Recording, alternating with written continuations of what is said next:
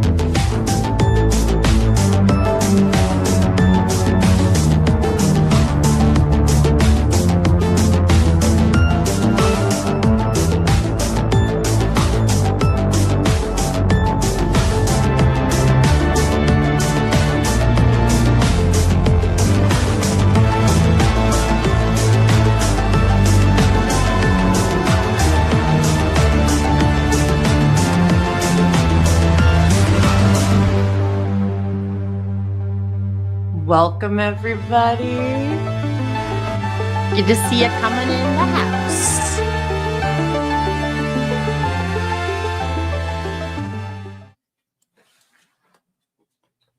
Oh, no. Welcome, everybody, to Brad and Abbey Live.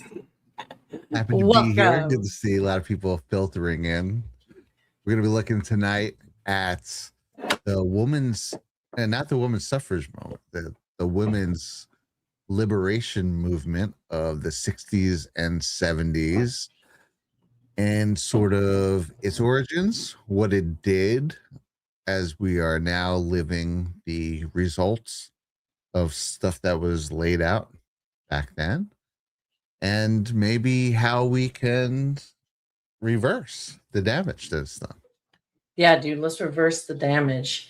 Because, you know, it's funny. I always think about that, Brad. I'm like, okay, and we lay out all the problems, and there's a lot of problems. I don't know who said it, but there was somebody, basically, probably a famous person, that said, you should always have a solution before you present the problem. Like, you could be like, find the problem, of course, but then try to come up with a solution before you show the people, because it could be pretty disheartening. So it's like when you have an awakening process, you find out all the terrible things in the world, and you're like, oh, God, no. But that's what the Great Awakening is about, is that new push, or like what Trump was just saying a little bit ago about the golden age. We can change this existing reality. We can change it. We can make it actually work for us. We can make it actually a good, wonderful planet to live on.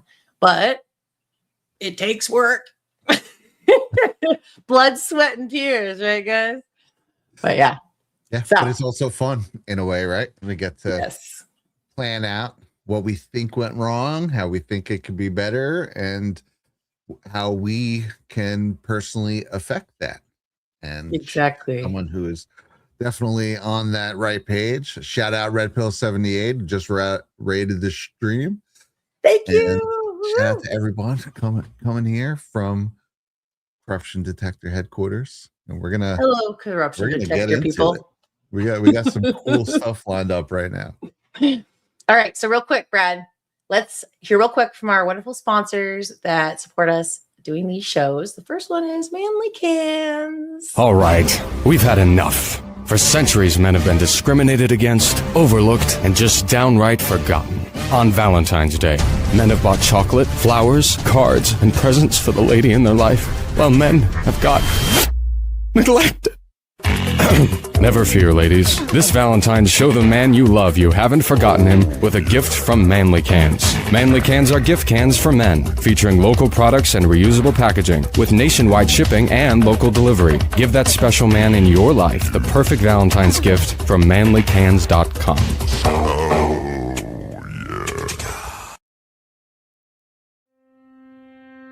Science proves that a healthy immune system is the body's first defense against the smallest of ailments to the most catastrophic. Coriolus versicolor is the most sought-after, all-natural supplement for both humans and pets to help boost the immune system. There are over 400 studies worldwide on its effectiveness in humans, including Sloan Kettering Cancer Center, MD Anderson Cancer Center, and now from the University of Pennsylvania School of Veterinary Medicine. Together, we can help reverse this terrible tide now plaguing your loved ones and give them the immune-boosting supplements that they need.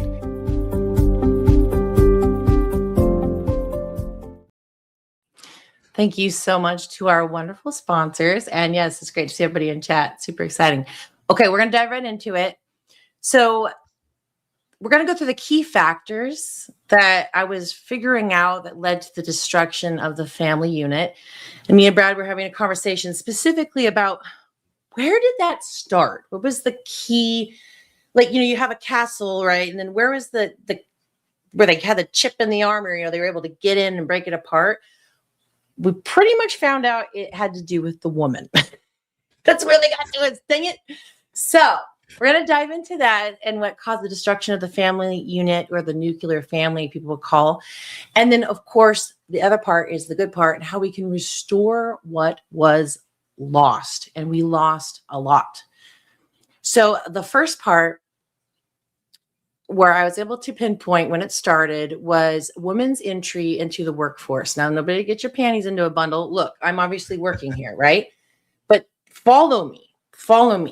So starting in the early 1900s, but surging during the Great Depression and World War II, women increasingly joined the labor force to support families during economic hardships or wartime labor shortages. Post-war, many women continued working, making dual-income households common. This reduced the prevalence of stay-at-home moms and dramatically shifted household roles. So it did. And it wasn't that it was a bad thing. They started to actually help support a cause. At the time, the public was being led that this war was, a world war, and got to help support the cause, right? So that's when they first went into it. But kind of broke Brad, the ice on that taboo. What? Kind of broke the ice on that taboo. Right. Of women in That's the actually workplace. a good point. That was the first part, because it was like, well, support the country and the cause. So even though women normally wouldn't work, this is for the better good. So that was the first part. Yeah. The second part is the women's rights and the feminist movements. So there was two of them. So the suffrage movement in the early 1900s was followed. So those 1900s was followed by a second wave, feminism, in the 1960s through the 1970s, emphasized by gender equality and reproductive rights. Access to contraception and abortion. That's what came later. Like, that's our right to murder, I guess. Was freaking weird. And economic independence. So that was a big thing. It's like, oh, well, this is where it got me. And I'll turn it to you in a second. But it was like, they really fed at the part of the woman that's like, oh, well, all men are created equal, and you can't be treated less than, and you should be able to go work too. And oh my gosh, how dare you just stay home and take care of your man? How terrible, right? They kind of really fed into this thing, when in reality, what was I telling you last night? It wasn't that. It's like, remember how I said that women and men are created differently and they do different jobs, but doesn't mean one is better than the other. I can't even remember what concept I had, but yeah. Sorry, you can go ahead. Yeah, well, I think in my head. I think the second wave feminism in the 60s and 70s, what we're going to focus on, is really where the foundation of what was done to the family unit and our society was laid down. And if it's something that kind of happened naturally, which is how, of course, it's presented, everything is, that's one thing. And you could argue whether or not you let nature take its course, or if this was the natural progression of things. That I'd say that for me, that changes the way I look at things a little bit. But like everything else, the more you look into it, you see that this was steered in certain directions by powerful people with powerful money, meaning it wasn't natural. And of course it wasn't, because it goes against everything nature has intended. So we're going to look into some of the purposeful steering of that.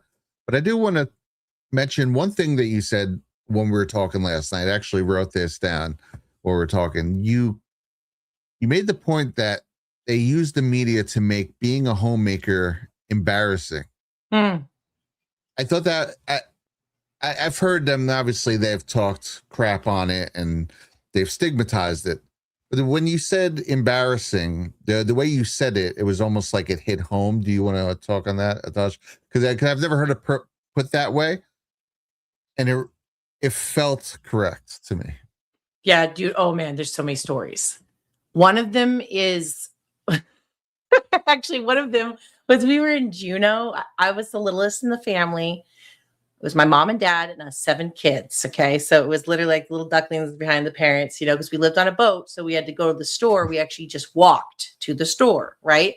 So we kind of stood out. Sometimes as kids, we even had our life jackets on, whatever. Right. We were just boat kids. I remember going to the store. I don't actually know if I remember this instance, but I remember mom talking about it. And she would get embarrassed too. And this is a little side topic, but we'll get to the point. They'll be like, this woman went by, she's like, well, you know what creates all these kids, don't you? Kind of like saying, stop having kids. You're a problem to society kind of thing, right? Or you're not being a good mom or wife, mom. You shouldn't be doing that. You should have a job. You should, you know, there was like this concept, right? So what happened to me, as far as the embarrassing thing, I remember I went to apply, I think it was for food stamps. This was when I was in Wyoming. And there, you know, when you have to write out what your occupation is, you know, like what you're doing. And I wrote homemaker, right? Because, and I remember my mom, like, you know, when you're growing up, mom, what do I sign on these forms? Whatever, or housemaker, or, you know, this concept, like, I'm just a stay-at-home mom. All right, homemaker, right? And I remember putting it on there and the lady looked at it kind of like, that's not really, you know, that's not it. That's not occupation. And I remember thinking embarrassed, like, what? And the thing is, like I told you last night, when you guys add up all the things that a stay-at-home mom or even just a wife does, she's like a laundry person, she's a chef, she's a full-time cleaner, she's a drives to and fro to pick up the foods and everything. I mean, it's crazy when you add it up. It's like a full-time job. Like, and so yeah, that they make it feel like it's not important. They make you feel bad. And that was a big propaganda push, I think, for sure. Yeah. And I think that's how they do a lot of things is they try to make you feel like a joke, right? They do that in general with any sort of conspiracy theorist. They'll make fun of it in TV, or if a viable one will come out, you know, all of a sudden it's being talked about on a sitcom and the laugh track is going, 'cause what a fool. And yeah, this is the psychological torment that is attended to this. Now, one thing for certain that I'd like in the notes how you mentioned Title VII of the Civil Rights Act of 1964. Title VII of the Civil Rights Act, it prohibited workplace discrimination, like enabling more women to pursue education and careers, right? It says you cannot discriminate via sex. Now, ultimately, that's a good thing, right? But when you look at this, is right as the women's liberation movement started in the mid to late 60s, And it's funny because you can see like right around 64-ish or all these seeds being planted, which shows you that this was the ground was being prepared for it, which means it's not organic, which means that they produced this. If they produced this, it's not natural. And of course, again, we've seen it wreak havoc on society. Right. And I remember real quick before we go to the next part, I remember what it was we forgot, what I was trying to remember. So as far as human beings, like living consciousness beings in our body, right? In our human flesh thing, we are equal, right? But it's interesting. What is it? The big thing that we fight for, which is completely truth. And it's the reality we live in, that men and women are different. We do fight for that, don't we? They are not the same. Their bodies are different. So that's, I think, the biggest thing is I think they made them think that we were saying that the women are less than. No, we were kind of standing for like women have a very special ability that, I mean, sorry, but the men don't have. I mean, right? I mean, and that's okay. That's okay. So yeah. So to get on track here, you want me to play the Mary Poppins clip now? Because this is a classic. Yes. Just popped in my head last night. Okay. Yeah. So I was like, all right. And Brad, I'm gonna let you go in after this because I know the whole thing with Disney and all that. But like I was thinking, what are the things that we were exposed to as kids? And I was raised in a very nice Christian household. So mom and dad were very already tight on what we watched and stuff. But we would watch some Disney movies, obviously. And we watched Mary Poppins. And I do remember my mom at certain points, like at this part, the women's suffrage part, like, oh, that's just kind of silly, whatever. As a kid, not really understanding what this was all about. I'm going to play this to you, and I'm going to show you, watching it as an adult, I'm like, this is some propaganda, like, I've never seen before. So, And Mary Poppins, 1964. Just keep that in mind. Okay. Okay, 1964. All right, It's I want to play. Right as this is getting ready to kick off the second wave feminism, women's liberation movement. Okay, I'm going to play it. I might play the whole thing. Oh, I'll see, at least the first part. No, Katie, Nana. Mrs. Banks, she's home. Our daughters will adore us, and we'll sing in grateful chorus. Well done, Sister Suffragette. Good evening, Kate and Hannah. Ellen, we had the most glorious meeting. Mrs. Whitburn Allen chained herself to the wheel of the Prime Minister's carriage. You should have been there. Mrs. Banks, I would like a word. And Mrs. Ainsley, she was carried off to prison, singing and scattering pamphlets all the way. I'm glad you're home, madam. I've always given the best that's in me. Oh, thank you, Kate and Nana. I always knew you were one of us. We're clearly soldiers in One of us. coats, dauntless crusaders for women's votes. Though we adore men individually, we agree that as a group they're rather stupid. Mrs. Banks. Cast off the Wow. shackles of yesterday. I don't know if you want me to play more, but if you guys caught that lyric, she goes, though we adore men individually, we agree that as a group, they're rather stupid. And Brad's like, that doesn't even rhyme. Well, it's like I'd never seen Mary Poppins because I'm a guy. And it's to me, it was just like this wonderfully nice piece. I didn't know there was like man bashing in it and a women's power movement. I thought it was like about a nanny who came and was like, hey, kids, take your medicine with some sugar. Exactly. And it is, but you do see the subversion here that they're putting in. I'll play a little bit more of it so you guys can get a feel for it. They'll adore us, and they'll sing in grateful chorus. Well done, Sister Suffragette. Be that as it may, I do not wish to offend, but From Kensington to Billingsgate, one hears the restless cries from every corner of the land. Womankind arise! Political equality and equal rights of men. Take heart, for Mrs. Pankhurst has been clapped in irons again. No. Okay, so in general, so you see that, and it's like there is parts. Obviously, the nanny thinks she's retarded or whatever, but then they're like, oh, and then by the end they're singing with her. But the lyrics, and that every child heard this, right? at least in America, is a Disney show. The very end, she goes, "No more the meek and mild servants. We're fighting for our rights militantly," right? So she's bashing the natural nature, the natural femininity, I hope I said that right, of a woman to fight for your rights. But the thing is, you can still be a feminine woman and vote. Like, I don't know why, right? There's definitely something going on here. So it seems like I'm sure Mary Poppins is like a super sweet movie, right? But it's that's what they do, right? They'll take nice things and they inject little pieces of propaganda but those are the best vehicles, the nice wholesome vehicles, or something that you like where it's unassuming or having nothing to do with the propaganda they're pushing.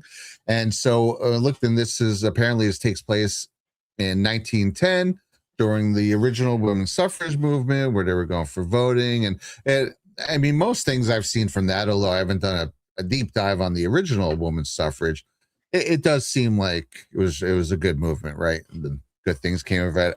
I do think women should vote. I know there's been it's a mixed thing discussions there. on that, Mm-hmm. but yeah, I think it would be absurd if women couldn't vote. I mean, you're an adult in society, you should have a say. But it's the second wave, which again, but there's probably good things that came from it as well. But it's just interesting that Disney, because Mary Poppins is a Disney movie, we'll get into that in a minute, comes out right as the seeds are being planted for the second second wave feminism, women's liberation movement, with a nice movie about women's suffrage and fighting, and men are stupid, and we're gonna fight for equality. They sowed those seeds right there. I don't think it was an accident. Burn your bras. I remember finding that out as a child because I like the hippies growing up. And then like my mom's like, yeah, they burn their bras. And they're like, well, that was stupid. Like, bras are nice. Why would you I didn't say that women got can vote in the suffrage. People in the chat are saying that women already could vote. They vote in the 20s. Yeah, I know. Yeah. That Mary Poppins takes place in 1910. Yes. So they're reproducing that. It was released in 64, but I'm saying it's funny that they're talking about that whole movement and planting those seeds again to like almost re-kickstart it in 64. Yes. And they like to do that. Yeah. Remember like what you talked about on your 9/11 documentary, like the Remember the Maine. See, they like to take things that people have a psychological memory to, and they're like, oh, yeah, the women were able to vote. It's so good to vote for. And then like, oh, women equality. And like I said, it's the slipperyest slope. Next thing you know, women equality means, and I hate to take it there, but, killing babies. Like that's literally what the outcome of this has been. There's a lot of terrible things. Gender mutilation, like, holy crap. Right? We went way off tracks with this. But the question is, was this done on accident, or was this done on purpose, or by design, I should say? It's freaking by design. No. I think it's by design. Spoiler alert. That's my vote, by design.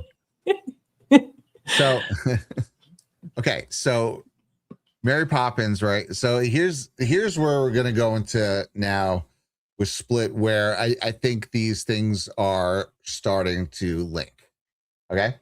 And yes, Rosh's Lives Matter. I am going to get to that interview. Wait. Is chat going crazy? Guys, what's going on? Dude, we love what you're saying. But yes, we have different opinions. I'm reading a lot of it. So it's pretty cool. We have a very, very intelligent audience. And definitely, guys, also don't forget to leave comments down below, because those are permanent comments, and your wonderful chat comments will only be seen by us and yourselves, and they will be lost forever. But so after the Mary Poppins clip, right, it was made by Disney. Okay, so who was Disney notoriously working with at this same time? They were working with the Rockefellers. I don't know if you were able to get that clip that you were talking about. Yeah. Okay, I have it. It's okay, 10 yeah. minutes. It is 10 minutes. We'll just play a few minutes of it in a minute. Every part. I just wanted to make sure. Yeah, I just wanted to make sure if you had it. Okay. So Disney at this time, they were working with the Rockefellers and the Rockefeller Population Council to produce a film with Donald Duck called Family Planning that came out eventually in 67, a couple years later. And we'll play a clip of that in a second. But Disney and the Rockefellers had been already hooked up since 1941. Okay, and this is their initial linking up is through the FDR administration. No way. The FDR administration in 41 created the Office of the Coordinator of Inter-American Affairs, created by FDR, with Nelson Rockefeller at its head. And this was created to form an alliance, basically, and start injecting South American culture, right? So Nelson Rockefeller, he names Walt Disney himself. He tasks Disney himself to be a cultural ambassador to South America. So they take a group of artists, and here they are, and they go down to South America. They take a tour. It's successful. They wind up making two movies from it. El Grupo is what they were called, and the two Disney classics were Saludos Amigos and The Three Caballeros. And they start injecting Latin American things into their movies, right? So that's for Nelson Rockefeller and Disney. Obviously, they stay connected through this. Then they work with Nelson Rockefeller's brother, John D. Rockefeller III, when the Population Council on Family Planning, right at the same time that Disney is sowing the seeds of second wave feminism in Mary Poppins in 64. And I guess we could play a quick clip of this, because this is what the family planning was about. This is so good. It's been terrible, but good. It's basically...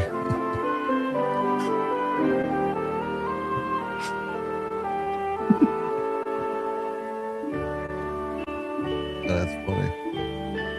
So am I just playing it here? Can we fast forward? Music and Donald Duck and oh my god! And what is this? This is Disney, and it's literally a video that's going to teach you how to reduce population. There are all sorts of men. They look different in different places and have different ways of life. It's so cringe. You will starve to death. Because that's the part right there. That in time, more and more children are born. But let us also suppose that the house and the plot of land remain the same. Now the entire crop must be used just for food. But even so, with this many mouths to feed, there won't be enough to go around. You will starve to death. There will be no money for modern conveniences. Even worse, no radio. The ox can no longer be fed, and the work must be done by human effort. Starve and die. The mother will have too much to do. Hey, hold on. I think I missed this. Is that a guy? Yes, and then Jimmy's going to have to the take work the must place be done of the by ox. human effort. The mother will have too much to do. She'll be tired and cross, And grow a her mustache. health will suffer. The children will be sickly and unhappy, with little hope for the future. And when the sons grow up, the land will have to be divided into so many small pieces that no one will have enough. Even if the family moves to the city with little money and many mouths to feed, there will be the same poverty as before. This picture can be true for countless families if the number of children born is left to chance. But fortunately, this need not happen anymore. He does not know what he is saying. That's the way life is. Nothing. Thanks, ambiguous family man. Okay, so that's what they were doing. Also in the 60s, Disney was working with the Rockefeller Population Council to produce that. Pretty much around the same time, a year or two before that, they have sowing the seeds of feminism and the second wave that was just about to pop off. And right at this time, the early 60s, which family, do you ask, was the driving force behind the women's liberation movement of the 60s and 70s? He was at the house one night, and he would talk, and he started laughing. He said, "Aaron, what do you think women's liberation was about?" And I said, I had pretty conventional thinking about it at that point. I said, I think it's about women having the right to work, getting equal pay with men, just like they won the right to vote, you know? And he started to laugh. He said, "You're an idiot." And I said, "Why am I an idiot?" He said, let me tell you what that was about. We, the Rockefellers, funded that. We funded women's lib, you know? And we're the ones who got all over the newspapers and television, the Rockefeller Foundation. He says, and you want to know why? He says, there were two primary reasons. And they were, one reason was we couldn't tax half the population before women's lib.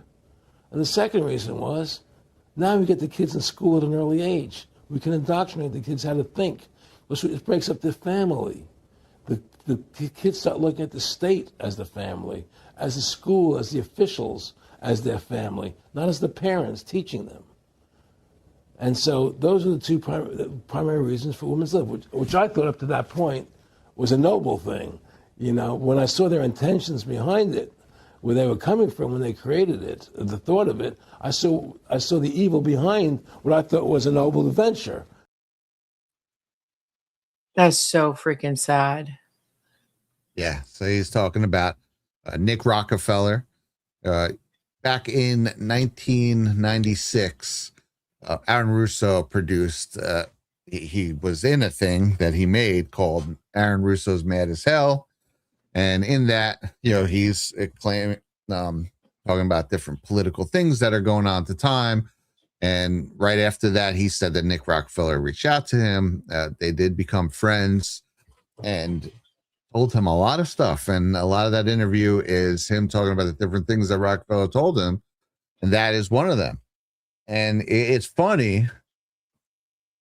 If you were just to ask Google, they were like, well, that's just a conspiracy theory. But it's not. It's actually, there are many instances and proofs where you can see that the Rockefeller family is absolutely behind the women's lib movement of the 60s and 70s. And again, they were also hooked up with Disney, who was sowing the seeds right at this time it started. And then you even have this is right from their own records, the history of the Rockefeller Family Fund. Even put it even more so in writing when their stepmother, Martha Bard Rockefeller, passed away in June of 71. They made permanent what the programs that this fund was going to put all the money in, and she left a massive amount of money for this fund.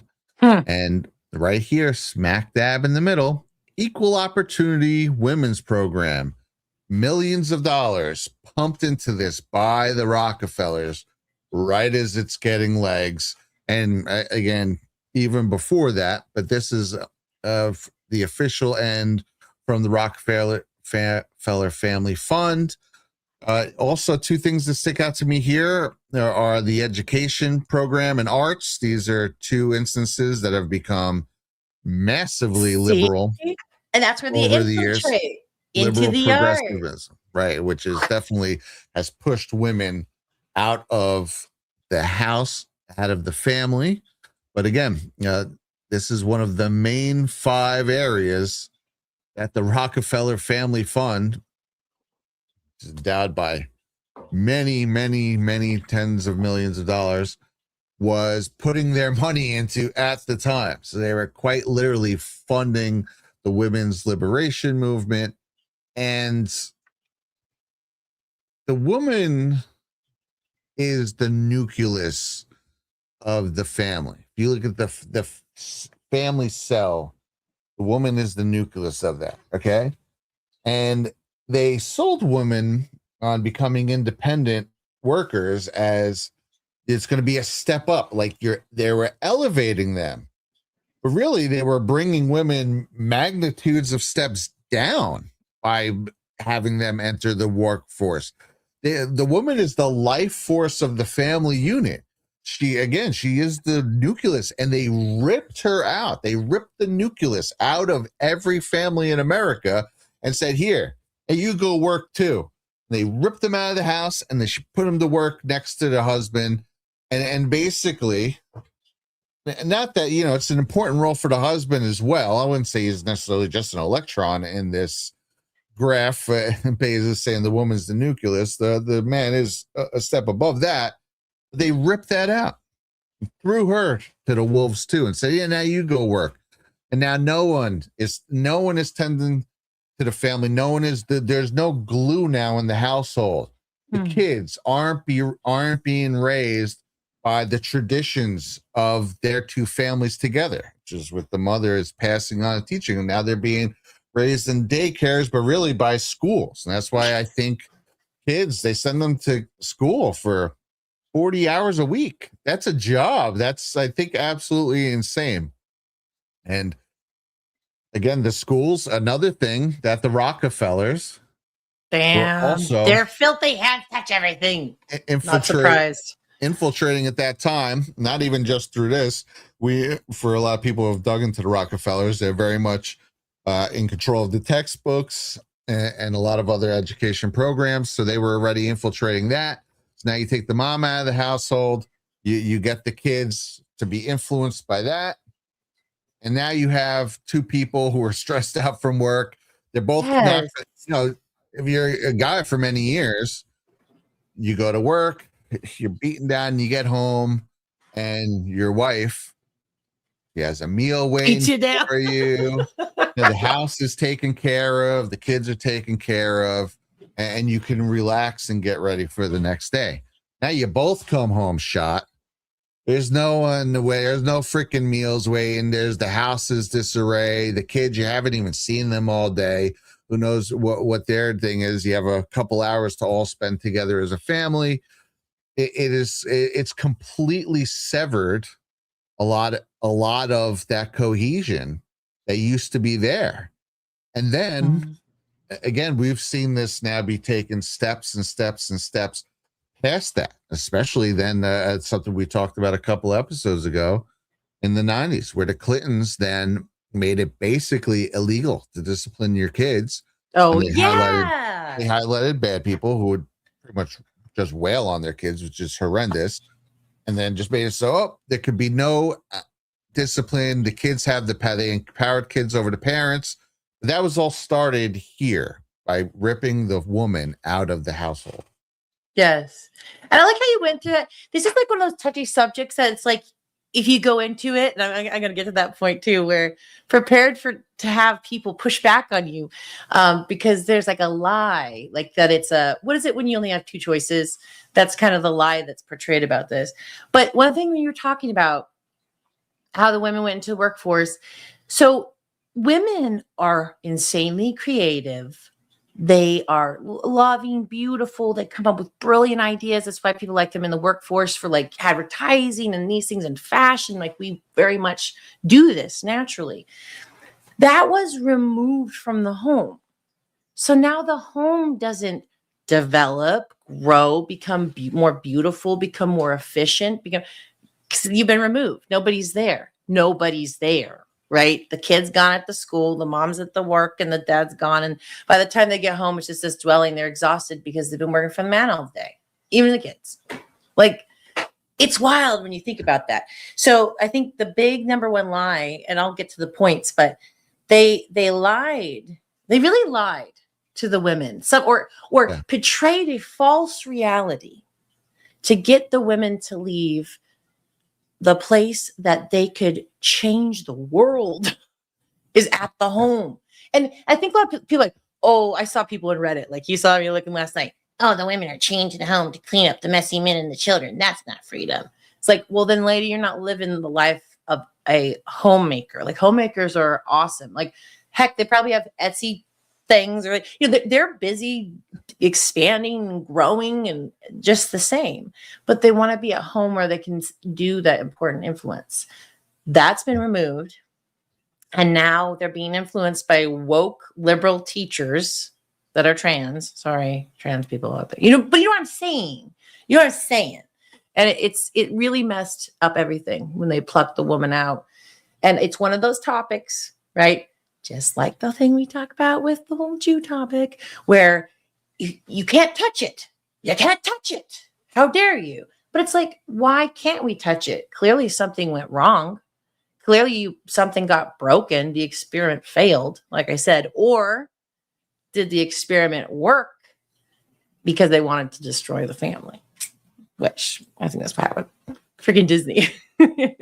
Yeah, okay. I think it definitely it separated the family without a doubt.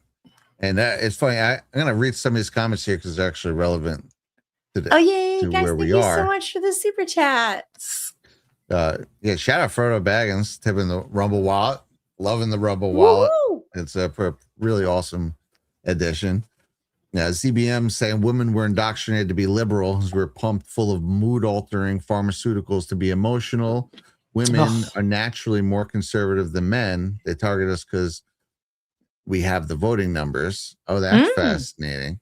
You always hear they're always trying to put women on like Xanax and all these different things, right? I feel like I hear that way more from women than women and children. If they're emotional, so you have to throw these drugs at them. Dude, like I've told you before, I'm having asthmatic problems, guys. I'm having asthmatic problems and can't breathe like this in the past. I go into the doctor's office and they're like, "Here, take these. You're just having anxiety." And I Brad, you saw some of the ones I was going through. You're like, these are some hardcore that they gave you. Them up. Yeah. Like, what in the world? Like, yeah, they were literally, I think a lot of that is a psyop by the CIA. And I'm sure everything can help some people on some level, but it's just to get that your whole society on Ritalin, Xanax, Zoloft, and any number of other variants of these drugs is a horrible thing, but it's an SSRI blocker, right? So it kind of shuts off your alarm system. Well, people are supposed to have an alarm system, or when you shut it off, you can just pump them full of information. You pump, right? G. Fontes says there was a Civil Rights Act, right, of 1957 by House Republicans, but extremely watered down by Senate Majority Leader Lyndon B. Johnson, and JFK was a no. But wow, very cool. And CBM, and this is the one directly pertaining, says the second feminist wave was more than likely infiltrated, right? That's bro. basically what it seems to be here. Women mostly just wanted to be seen as more than their natural roles and wanted to be treated better and to be free to live how she would like. Yeah, I remember my mom has talked about the two sides of this, right? My mom was pretty based, and she would talk about the side we're talking about. She also talked about that there were good things that came out of that, and that women really were treated as like less than men before that. And so that kind of brought that out. But again, I see they took that as an. Oh, yeah, I was going to say they took that as. Yeah. Go ahead. Hey, it's like a regular night at the Zerbo household. Well, I was just going to say really quick, the rub was that the price of being heard and being elevated and, kind of taken away from some of those stigmatisms was now you don't get to run your family. Now you have to go be a freaking work slave like all the guys, The guys are like, why would you want this? I wish I could be home with you making pies. I mean, really though. Really, like it's funny. Yeah. Also, ZBM had said women had good intentions. The deep state infiltrated it did not. That's a perfect way to put it. The women had the good intentions, and they hijacked that. Never waste a good opportunity, or whatever Ash says. I think you said that too. Like, don't let a good crisis go to waste. That's what it is. Jump on there, and So I think that's what happened. They took advantage of that opportunity. Yeah, 1,000,000%. They took that. I think they seeded as well, but and obviously it's nice that good things came from it. But They seeded it, and then they took it as it was growing into a good positive movement and did what I think they intended to do from the beginning, was flip it on your head. Now you can tax half the population, and you have severed a main part of the family unit. Obviously, there's families that, a lot of people still were able to raise their kids into being good kids, but you're at a disadvantage, especially if both parents are working. And now society has caught up where both parents have to work just to afford it. And Freedom 145 saying thanks for covering the topic. You both nailed it. Yeah, appreciate that. I think it's so super important to what we're going through right now. And Artsy Jones says a stay-at-home parent should get a base Social Security check. It's a job. It's harder than going to work, in my opinion. Thanks, guys. God bless. Happy you have power. Yeah, so are we. And Abby, do you want to speak to this? Because you were mentioning a really cool thing. I think that your mom was talking about when we were talking about this yesterday. So that's actually a good unexpected lead in. Yeah, actually, it's pretty much like what I said when you took the amount of work a stay-at-home mom or just even a stay-at-home wife does, and if you actually take that time as work and look at how much they charge for, let's say, a home cleaner. If I'm going to go hire a home cleaner for 3 hours a day, what's that going to get me? Okay, there's my bill. Laundry. Okay, someone's going to come and do that. Oh, I need my dog walked. Okay, we need to have a dog walker, whatever that bill is. All the things that the women did. The low amount was 80 grand a year. The high amount was 120 grand that a stay-at-home mom does. 'Cause the same work, guys. This is where people freak out. It's the same work. If I went out and did home cleaning, right? So why can't I just clean my home? Tell the government I did it. It's the same work. And then get that put as work, for Social Security. Because as it is, if you're a stay-at-home mom, you get nothing. You get nothing. And that makes no sense. So the incentive to stay at home now has been removed. And that goes into government, whatever you want to say, conspiracy. I feel like exactly it was a planned thing. As we've seen, Disney was working with Rockefellers, working with government, everybody's having a great time working with everybody to change everybody's minds about a system that worked beautifully. Like I was thinking about this, Brad, and I'm probably not gonna have time to finish all this. We're gonna have to probably do number 2 or something. But just like if women were able to stay home and they didn't break that thing, follow me, guys. And the women still progressed. And like I said, we had our Etsy shops and we did our live streaming and we were having gardens out back while taking care of whatever the heck. Like we might have been way farther by now. We might have freaking like levitating shoes and like things that made the housework at home better because we lived there. So the woman was able to advance there. The woman was able to make that better. Instead, they took the woman, right? And she's got great abilities, but they applied that to all these organizations, and they're taking the woman energy. Dang it! And I'm not against big companies per se, although I do support small family businesses a lot more. But yeah, I see that we were removed from the home, and that's sad. Wait, what did he say? Where'd you go? He said he wants his damn Marty McFly hoverboard, and I tend to agree. And in Back to the Future, the second one, how they had that floating, it's at the dinner table and it comes down and it has all the produce. Why don't we have that? Like, clearly we could all have that, right? You push the button, it goes, and your fresh basil comes down. Clip it, and then goes back up. We're like 11 years past Back to the Future 2 at this point, right? It was like 2015, I want to say. Let's go. If I had to take a guess, I don't know. Totally never seen the movie. I agree, though. It is a classic movie. Here's some numbers. Should I go over the? Where do you want to? Do you want to jump down to the bottom of this? Because I had so much written. Well, obviously. Really quick, I want to go to bullet point 4. Let's do it. So this is the decline of stay-at-home moms raise children as women work more. The share of stay-at-home mothers dropped dramatically. So here's a statistic for you. Over 80% of mothers in 1960 were stay-at-home moms. And by the time that hit the 2000s, you're talking around 25%. So it dropped from 80% to 25% in 40 By years. 2000. Yeah, about 40, Oh, 40 years. my goodness. 40, 50. So, yeah, and that also led to daycare and growth of daycare industries where children are often cared for by non-family members or pirates from Somalia. That's what I Allegedly. wrote. Sometimes immigrants. But it's true. So your babies are being raised by people that do not have the same morals and ethics as you. And you just freely pass it to them. And I'm not blaming anybody that has to do that because that's just the way it is right now.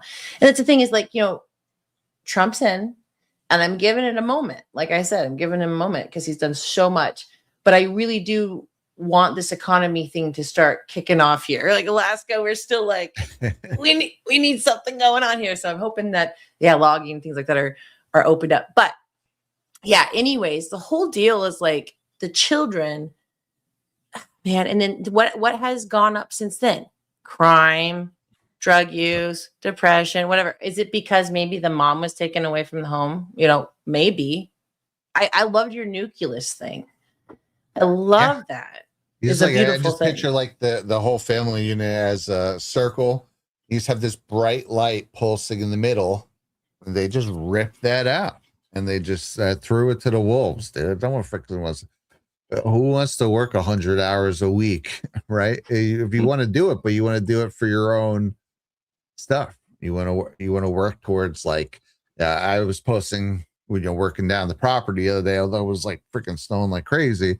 So I didn't get as much as done as I wanted, but it's rewarding work. It's way more rewarding than I used to when I used to go work on renting the buildings that I was never going to live in, right? You're just making floor after floor of apartments for other people. This where we're building's going to be like a woodshed that we'll use one day. So it's very cool when you put in the work in for yourself. And when you're being a stay-at-home mom, you're putting that work in towards the family. And this was, again, the women's suffrage, but it was also the reason why we're talking about the population control as well, because the Rockefellers have been very much involved in both. They funded women's liberation. They were also funding population council movements and different movements to lower the birth rate and to stop this. And Disney was also mired with them in both. So there's an interesting correlation. But population control and women's liberation work hand in hand. And I think you're going to we have a higher post education about this. Yeah, about the higher education, which it's just totally illustrates I just gotta say, though, what we're saying. The fact that Disney and Rockefellers let's work together and let's just change people's minds on the planet Earth. Like they're psychopaths, right? I mean, if you really think about it, that's weird and wild. And it's like the evil that we face. We face people that want to destroy us, and it's wild. But yeah. Okay, so this is a really, really good point. So we're going down the points of how we got here pretty much, right? The fifth one is higher education for women. Now, again, don't panic.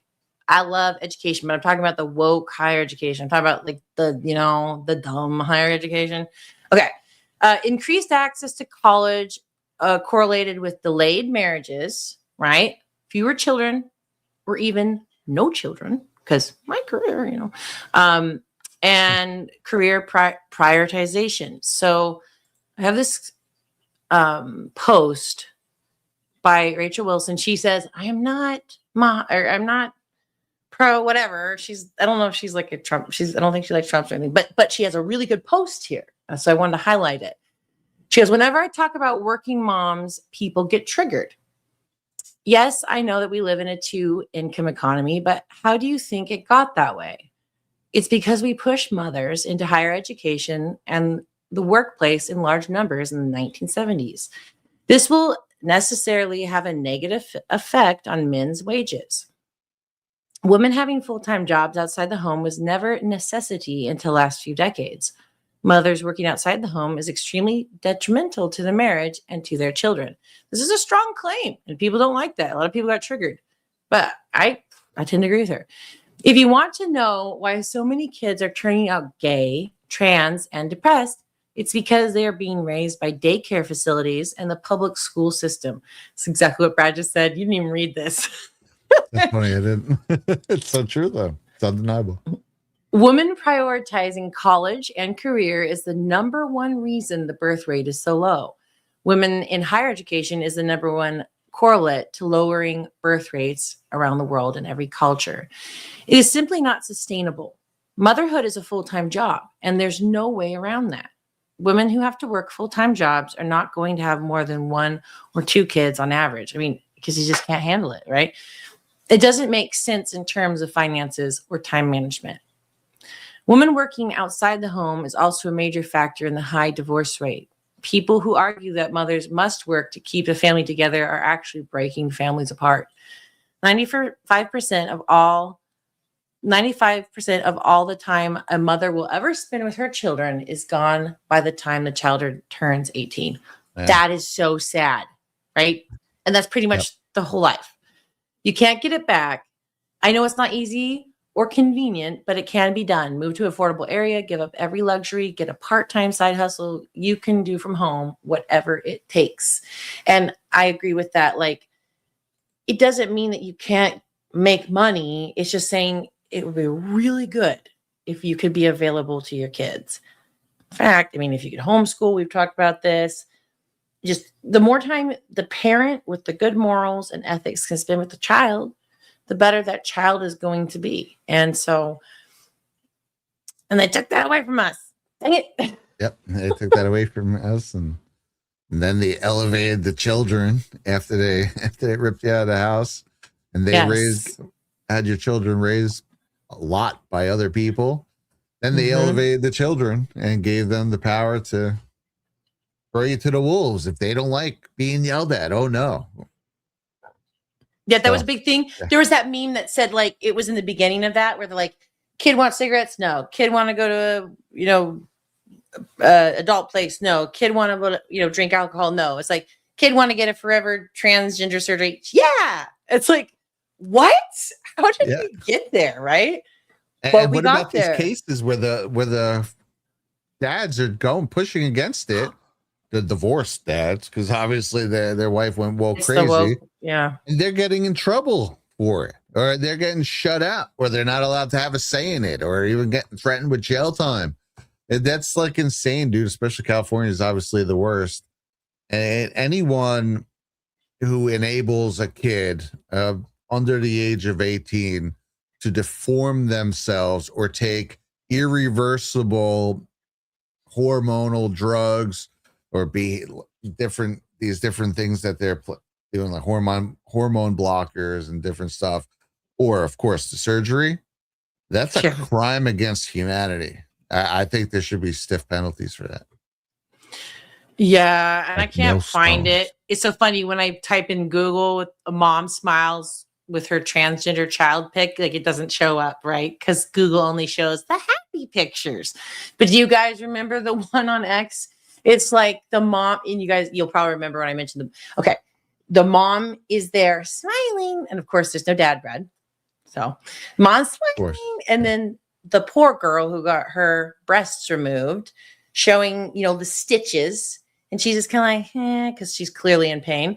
And then the brother next to her with the teddy bear, and he's clinging onto it so tight. And his legs are, people point out, he's crossing his legs. His body language is like, don't touch me. Don't touch my area, And I remember, so every time I think of transgender, and the changing down there, I think of that picture. It just haunts me. It's a haunting picture. Yeah, if you guys know that picture. I don't think I've seen that one. Yeah, oh, it's bad. There was 2 of them. There's another one with Chinese lady or Oriental, whatever. I don't even know what's wrong to say, guys. Sorry. With her daughter as well. That's also haunting. But yeah, it's terrible. It's forever. The child is forever changed into adulthood. Maybe when they're 50 and they're like, oh, I actually want to be a man. Oh, uh-oh. Like, it's horrible. Anyways, it's very we'll move on. Well, should we, I think we're probably going to have a part 2 on this. Yes, definitely. There are a lot of different notes to this. But maybe we should jump before we get to some of the super chats. Some Yes, of let me read this part. You're right. restore. Yeah. Let me How do read we through just a restore? few of them. Okay, so the first one I thought is we have to talk about it. We have to admit that this experiment was a failure, or was the intention to destroy the nuclear family? So was the experiment a success, right? However you want to look at it. But we need to admit it happened. Now we have a woke, liberal, trans community, right? Who can't even tell what a woman is. So we need to admit shit went wrong, right? And then the number two part of that definitely went wrong. is, remember, when you talk about this stuff, you're going to be resisted. It's obviously hard and uncomfortable, and you risk being called a misogynist, I wrote. But just like in the Mary Poppins movie, you have to be bold and unwavering about your beliefs. So the Rockefellers and Disney were inserting it into those things. We also need to insert it into other things. Now, as far as policy reforms, to incentivize marriage and stability, this is huge. We need to eliminate anti-marriage penalties and welfare and taxes, reform welfare systems to remove disincentives for marriage, such as benefit cliffs where couples lose aid upon marrying. Well, of course, I'm not going to marry. Like, I'm going to lose my mind. Introduce tax credits and or deductions favoring married households with children, making single income or stay-at-home parenting more viable and just attractive. Promote home-based economies like small family businesses to remote work, like what me and Brad are doing. We're doing remote work, but we're able to be home. We're be able to go work on our property. We're able to expand our life and not like just, you know what I mean? Wake up, work, sleep, repeat, or whatever. So, Time to put your clothes on, your makeup. Yeah. Why'd you leave your kids on the table? What it do? Excuse you. Sorry. Yes. Okay. So you put your mark there. Promote home-based economies. This is the part I was talking about earlier.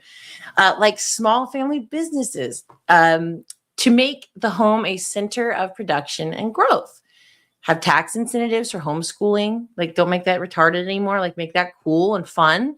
And family enterprises would strengthen bonds and start recreating that family unit. Like, if we have to get incentives for people to start doing it, so be it. Whatever we got to do to bring that back. I don't know where we are on this at the moment, but I know something that Trump was working on in his first term was money following the child for schools, Yes. right? I know this is something he was definitely had plans to also do here. So should look into that and see where Linda McMahon and Department of Ed and that program come in, because that would help, right? Yes. With homeschooling, especially if you genuinely can show that you're homeschooling. And a lot of times people start their own homeschool collectives, and that would be great. Yeah.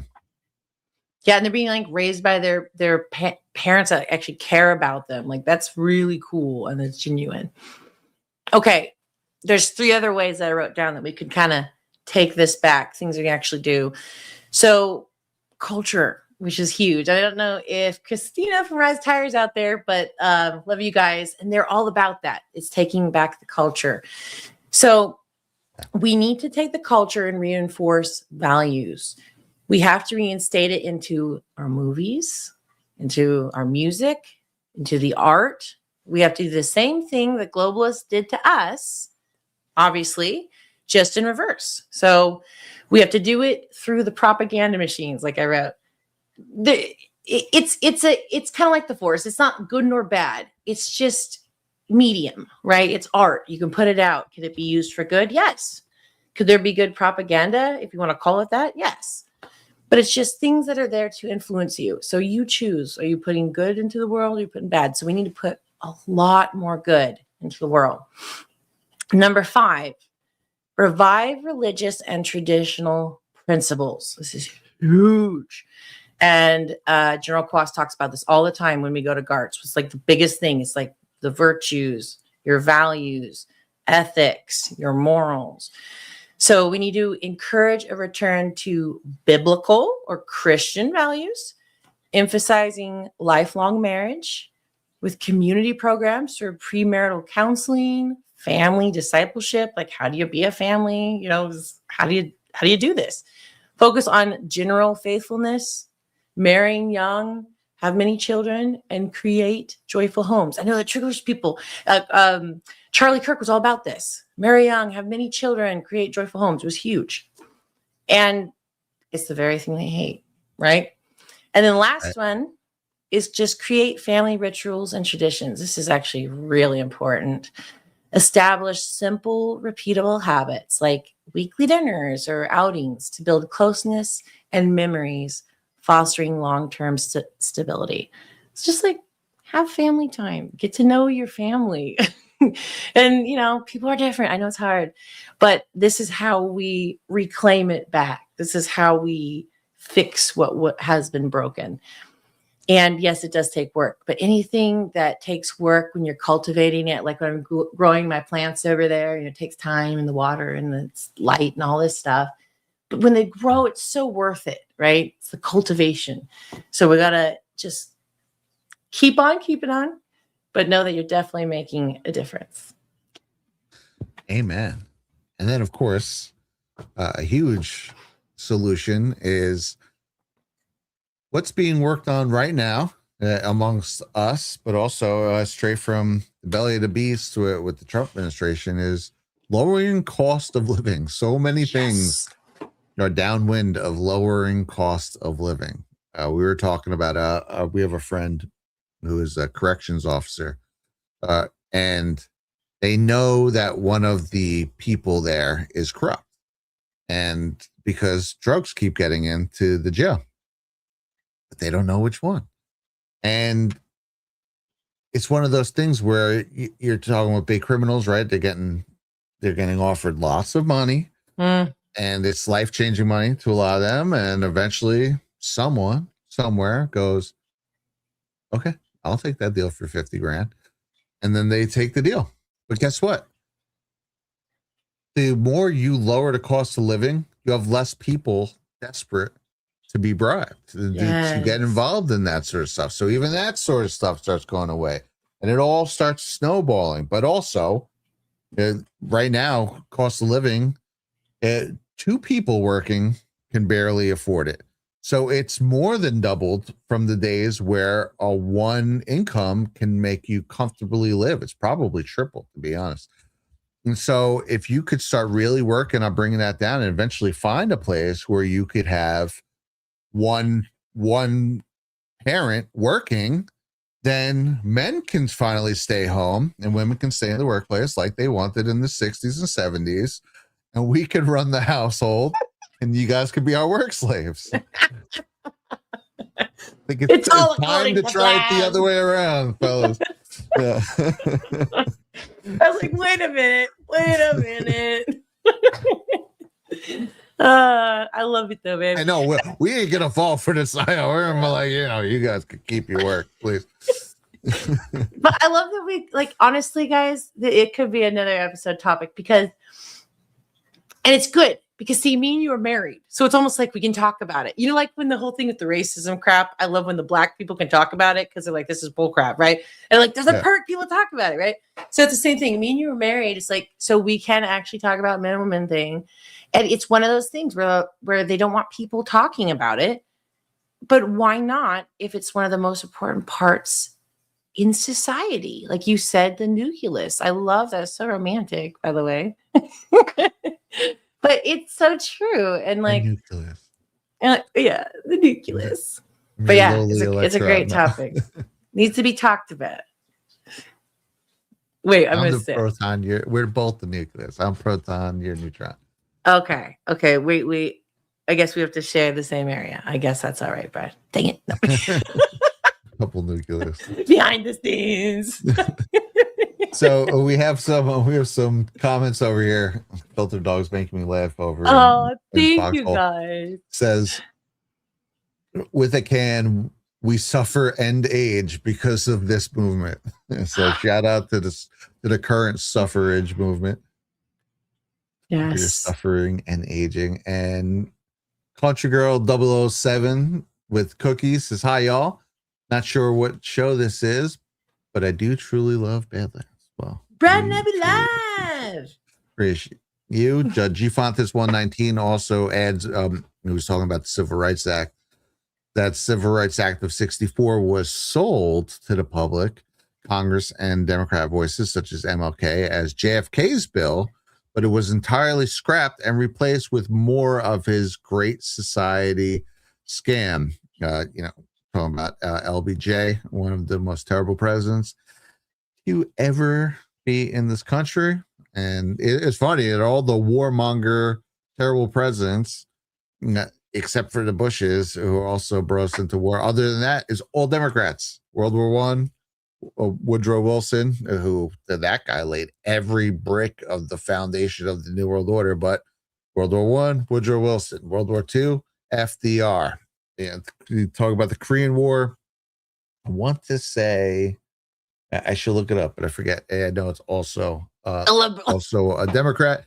And then Vietnam, Lyndon Johnson. The Bushes, obviously, famously Iraq and Afghanistan, and they were neocons, just a Democrat in disguise. And then, of course, Syria with one Barack Hussein Obama, and he kept Iraq and Afghanistan going the entire time of his presidency, despite, except for one pretend pullout, where he briefly pulled out. But then we got to go back, guys, to fight ISIS. It was a whole load of shit after campaigning on ending the wars. So show how real he was. ZBM says she's a stay-at-home mom who homeschools and loves it. I love that. Being a homemaker wasn't what women back then they didn't want to be. It was forced. 1950s dream house, wife in heels, no talking back to your man. And the dream is still alive, though. Role they wanted to change. Even slapping your wife still wasn't seen as abuse then. Yeah, see, like things like that. That's right. Those are the positives that came out, right? Yeah, but that's where they get you. That's where they get you. There was a positive movement that was going, but then they jumped right on and then they infiltrated. So that's why it's such a hard topic, and it's brilliantly disguised in there. But yeah, I agree, ZBM. Although I will say, though, Hollywood makes it seem like every household women were just being smacked around, and like,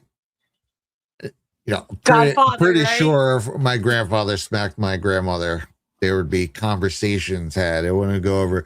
It wasn't happening. To my estimation, it was not happening nearly as much as Hollywood makes us.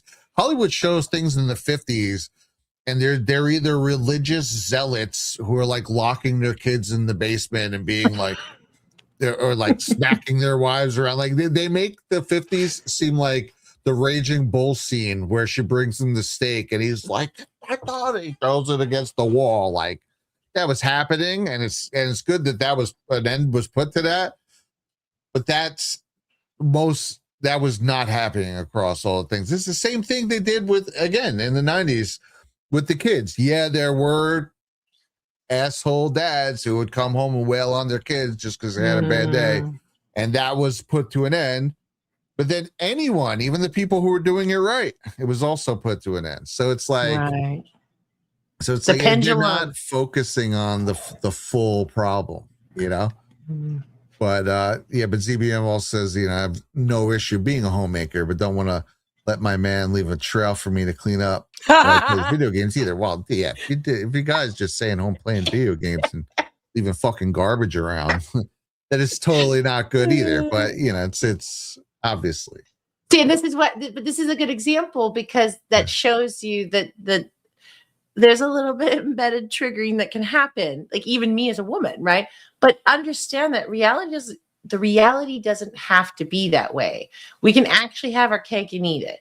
We can actually vote, but also have our wonderful feminine nature and make a home and we can tell the man, pick up your Cheetos, right? We don't have to even do it. Like, you know what I'm saying? Like, there's a balance. It's the pendulum. They think that you always got to do whatever. No, it's an actual straight and narrow path, in fact, and it can be done. And I think it should be done. But yeah. Yeah, because the woman's like the whole idea of a homemaker, right? To me, is the woman's running the house. And part of the running house is like, hey, kids, hey, go clean your effing room. Yeah. Or, or having a heart to heart with your husband and be like, come on, dude, I'm cleaning after these kids all day, or I'm keeping the house nice. You can hook it up and help me out, right? Yeah. I'm pretty sure, like, I don't know. My mom she would stay at home for when we were young kids, but then she did have to go to work eventually, especially my dad hurt his back after a while.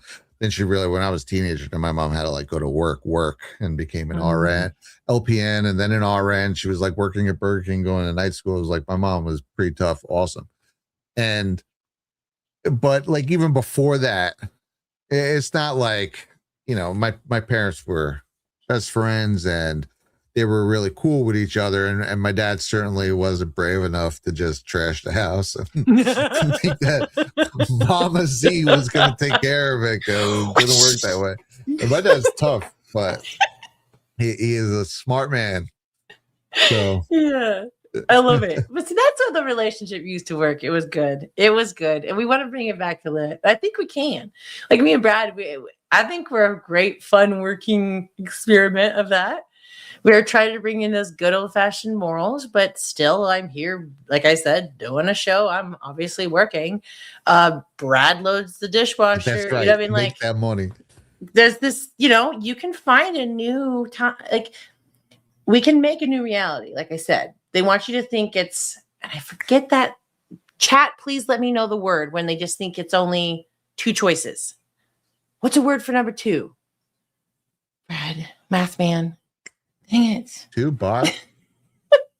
Is it by choice? There's a word. Anyways, they'll figure it out. But yeah, there's always more than just 1 or 2 solutions. And that's, I think, the biggest deception they put out there. No, we can come up with new solutions, like what Kwa said. We need to be thinking. We need to be creating. Oh, yeah. Let's see what chat has the answer. Do you guys have the answer? I think Burning Bright says it. Dichotomy, binary. There you go. Binary is the word I think you were looking for. Thank you. Oh, biamicable. Sorry. Bicameral. Thank you. Reading has never been my strong suit. We don't need fancy words here in the Brad Abbey Live, okay? Just got information.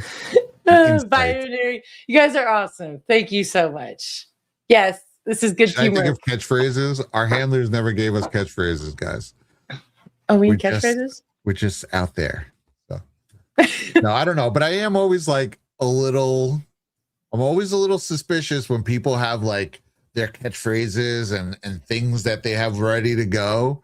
I'm like, are you a plant? What's up with this? Like, because we're just regular assholes coming out here just being ourselves. And then you see people come, they'll be polished with like brand new desks and like 100,000 followers. And then they'll have catchphrases and shit. And I'm like, how did that happen? It's interesting to me. CBM says she's loving the show. It's a great topic and clearly very interesting. Yeah, 100%. I'm fascinated by it all. Just love you guys. Can't wait to see more of the new house. Cheers. Oh man, yeah, me too. So we'll see how much we can rock on that. It's been so snowy and it was so funny. Yeah. So snow, crazy weather, power outage, ice, everything crazy, right? Then it gets a little warm, slushy like crazy, people flying off the roads. But then it melts enough. And Brad's like, I'm going to go down and work. Okay, that's great. I was still sleeping in bed. I was like sleepy then. Then like I wake up and then like it's snowing outside. I still see his trucks down there. I'm like, how you be working in like a couple inches? Anyway, it's just been snowing. So when it gets cleared up, we are so eager to start work, especially Brad. He's got like the itch. And we live in Alaska, so if you guys been like up this way, anybody, the cabin fever is real. When the sun doesn't come up at all, you're like, what day is it? What time is it? I don't know. I know sometimes it gets bad. Definitely can be bad. Giovantis has a cool idea here. Again, we'll try and wrap it up and get you guys over to story hour. But it says, are you sure you can't set up an LLC as a pro homemaker, collect payment, and use it to deduct a number of business expenses? Or is it just not beneficial enough to bother in your case? These are good thoughts. I wonder that's, that I like these ideas because I like thinking of what's the solution. How do we get around it? And Trump's administration has been seeming to very much listen to the people. He had the people mandate, wherever they say, but he still listens to us. So if we were like, hey, bro, you want to encourage stay-at-home families and babies, which he does, right?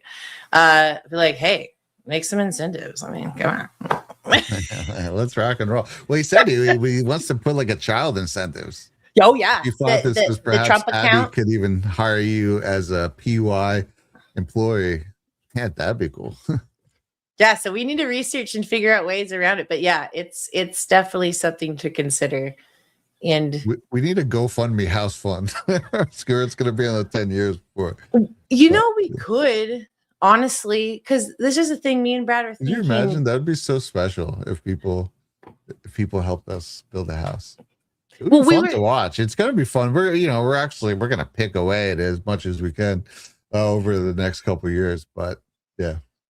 Well, Brad was thinking about setting up a live cam down there, and so we could potentially live stream it.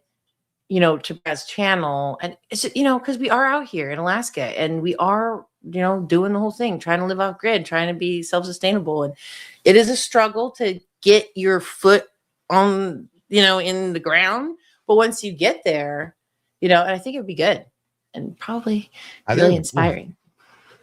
I don't know. I just thought that was a fun idea. I almost did it the other day when I made that little montage of me putting up those slats. And then I just didn't do it. But if I could get a cool mount, why not? Just have it running for a couple hours while we're working on the freaking thing, and it just could be fun to watch.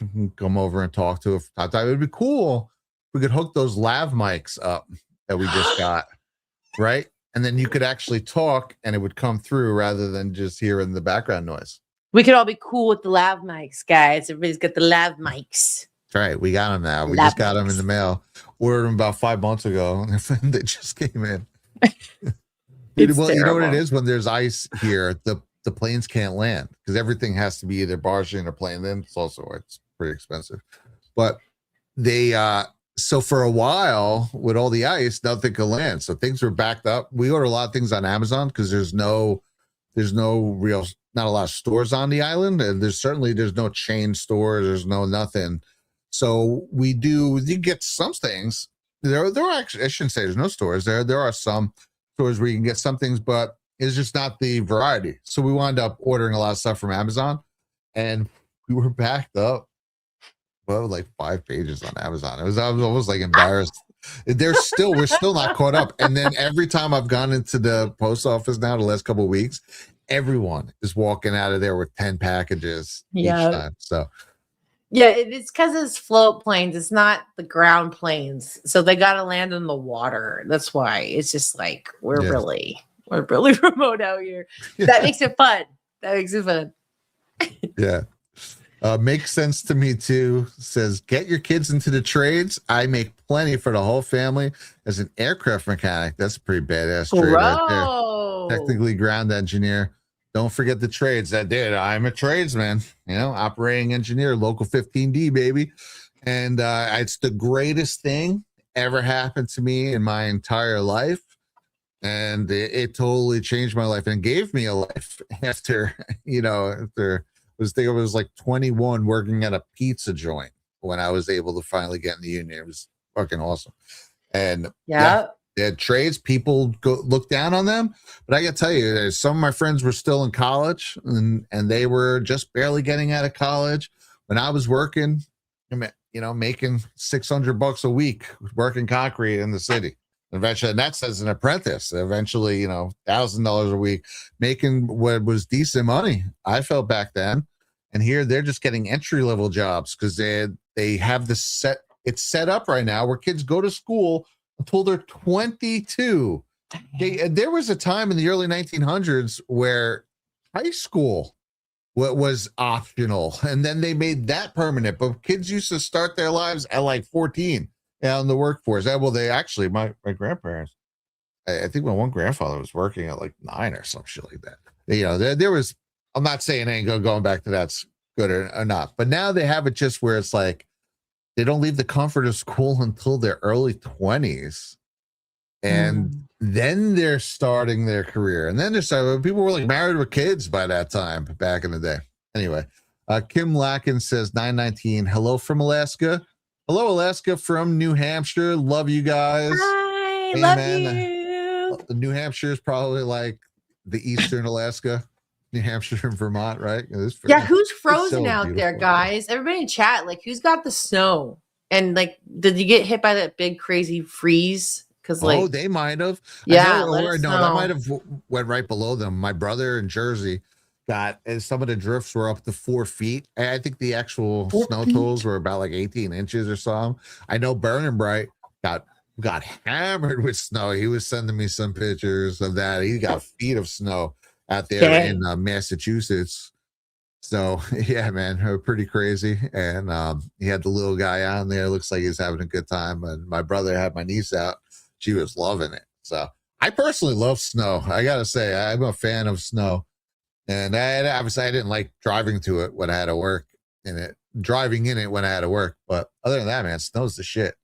But anyway, speaking of Burning Bright, do we have something to take us out? And then we'll send you guys over to story.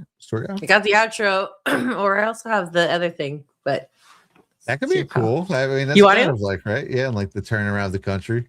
Okay, so we'll lead you out with this, put out by the White House. President Trump's 11 life lessons. All right, let me pull this up. Let me share some of the biggest lessons I've learned from a lifetime spent building dreams. First, if you think that you're too young to do something great, let me tell you that you are wrong. You're not too young. In America, with drive and ambition, young people can do anything. Second of all, and very importantly, you have to love what you do. I rarely see somebody that's successful that doesn't love what he or she does. Third thing is to think big. You know, you're going to do something, you might as well think big, because it's just as hard to solve a small problem as a big problem, and it's just as much energy and everything else, except the result is going to be a smaller one. So love what you do, but think big. Fourth is work hard. Work hard. Fifth is don't lose your momentum. You just want to keep it going, and you have to know if you are losing it, you have to know when you're losing it. So maybe you stop, and maybe it's time to stop. Number 6, if you want to change the world, you have to have the courage to be an outsider. In other words, you have to take certain risks and do things a little bit differently. Otherwise, if that weren't the case, everybody would be successful. Number 7 is to trust your instincts, common sense. You can go very far in life with common sense. 8th, everybody should believe in the American dream. It's real, it's there, and it's right before you. 9th, think of yourself as a winner. The power of positive thinking. In recent years, too many of our young people have really been taught to think of themselves as victims. But in America, we reject that idea that anyone is born a victim. Our heroes are the ones who take charge of their own destiny despite the odds. And next is to be an original. The old-time greats were people who had the confidence to be a little different. God only created one of you, so don't try to be someone else. Finally, and most importantly, never, ever give up. I've learned that perseverance is everything, so whatever happens, no matter where you are in life, stay optimistic and just keep pushing forward. Never let anyone tell you that something is impossible, ever, ever, ever. In America, the impossible is what we all do best.